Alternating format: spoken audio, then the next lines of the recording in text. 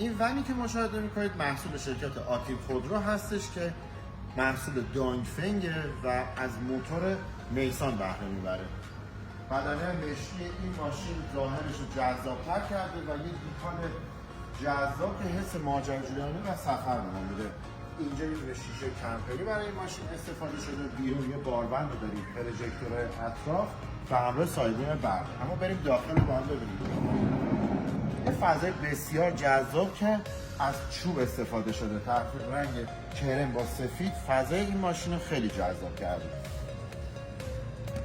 داخل این ماشین پر از امکانات جذابه. اینجا یه تلویزیون داریم که هر وقت نخواهیم میتونیم ببندیم و فضامون رو اشغال نکنه. یه دونه مبل یه نفره اینجا داریم که باز میشه، یه حالت تخت کوچیک بهمون میده که بتونیم استفاده کنیم و تایمر استراحتمون باز باشه.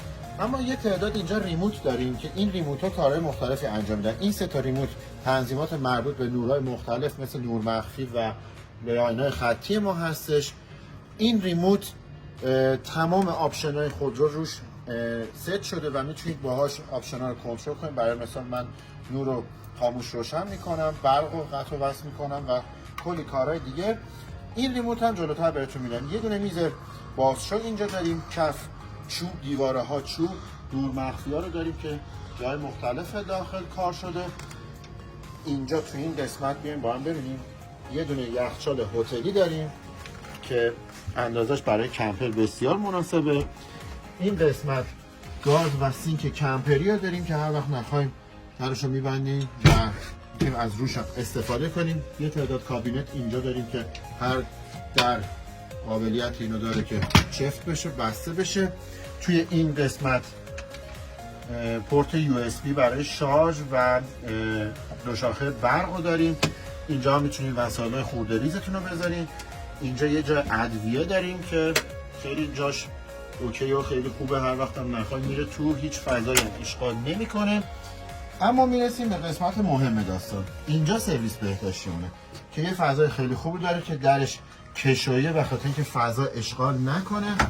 قد و قوارش هم اندازش مناسبه برای من که حالا قدم 1.80 یه فضای خیلی خوب و جاداری رو داره و من کاملا توش راحت هم میتونم هم حمام کنم، هم از سرویس بهداشتی استفاده کنم. سیستم وکیوم و خردکن رو داره خدمتتون عرض کنم. اما تو قسمت این طرف، قسمت نشیمن ماشین، یه فضای خیلی جذابی رو داریم. اما از این قسمت آشپزخونه بخوایم بگذریم، یه سری کابینت هم اینجا داریم که یه دونه ماچوفر هم اینجا کار شده. اما به قسمت انتهای ماشین میرسیم. یه فضای نشیمن رو داریم، دو تا نیمکت با یه دونه میز و یه دونه ریموتی که میتونه ارتفاع این میزا تغییر بده و هر جا بخواید میتونید تنظیمش کنین بیسته. اما کاربردش چیه؟ کاربردش برای که این میز با نیمکت‌های بغلش یکسان میشه و ارتفاعش یکی میشه و با استفاده از دوشکایی که داره به هم میچسبه به صورت پازلی، میتونه یک فضای خواب در اختیار ما بذاره. خب زمانی که این میز بره پایین دیگه یه فضای خیلی باحالی در اختیار ما میذاره که این دو تا دوشکا رو الان میذاریم میبینیم با هم دیگه. زیر دو تا نیمکتایی که داریم اینجا تاسیسات مربوط به خودرو هست مثل آب گرم کن، گاز. این طرف قسمت برقی و باتری‌ها رو داریم که اینجا به این شکل میتونیم ازش استفاده کنیم.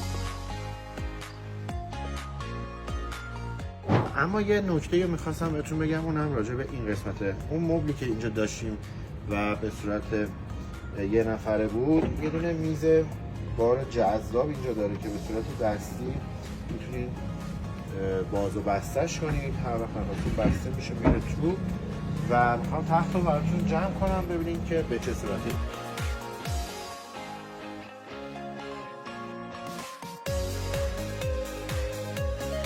به این شکل جمعش میکنید و دوباره میشید. ممنون که این ویدیو رو تماشا کردین. به امید روزی که همه که اون دوست دارن که دوستان کمپر داشته باشن یه دونه کمپر بگیرن و باش هر جای دنیا میخوان سفر برن. این ویدیو رو بفرستین برای اون دوستتون که اهل سفر.